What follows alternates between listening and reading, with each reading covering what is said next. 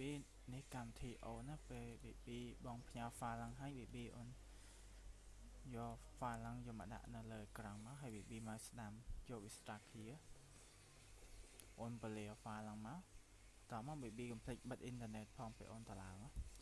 ហើយ BB អូនចុចលើ file folder ហ្នឹងមកតមកអូនចុច set ធម្មតាមកចុច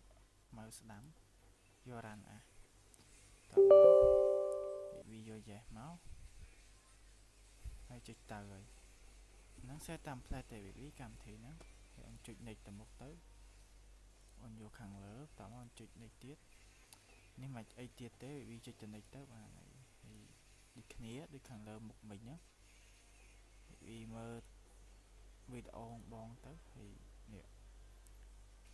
យកចាំដូចគ្នាមកតមកចុច next ទៅមុខទៀតហើយចាំមក plate ហើយកម្មវិធីទៅឡើងតាម plate ទេ BB ហើយវីដេអូហ្នឹងបងផ្ញើឲ្យ BB មើលដែរ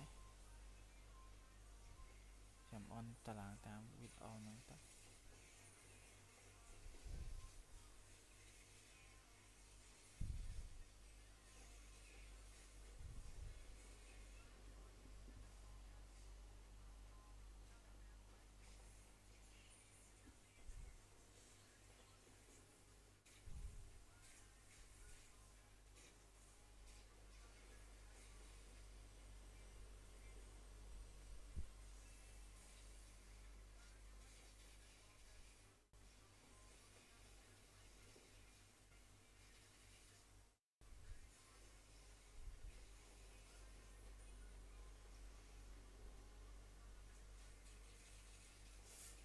អូ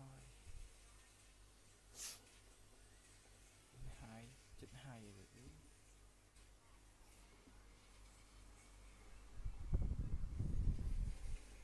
នេះហើយអូនហើយ BB ដក text មួយមក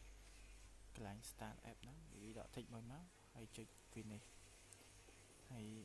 ពេលហើយ BB មកមើលនៅក្នុងកម្មវិធី Windows BB ចុច Windows មកតមកនេះកម្មវិធីហ្នឹងលើគេឬក៏អូនរកអត់ឃើញទេ BB ចុចអក្សរនេះមករកអក្សរ I ពីមុខតមកឃើញកម្មវិធីហ្នឹងនេះហើយអូន select មកឆ្វេងឲ្យជាប់មក select យកកម្មវិធីហ្នឹងមកឈ្មោះវាហ្នឹង BB បំមកតមកដាក់លើអេក្រង់ហើយ BB ចូលកន្លែង click នេះ click បងធ្វើហើយនេះ BB ចុច select ឬក៏ចុច select អូន select ខាងលើខាងក្រោមចឹងមកតមក BB មកឆ្វេងចប់ទាញចូលកន្លែងក្នុង folder 25ដែលបងធ្វើហើយតមក BB ចុចខាងលើមកបញ្ជាន់វាហើយចុចទៅមុខទៀតតែប៉ុណ្្នឹងឯង BB អាចប្រើកម្មវិធីនឹងបានហើយ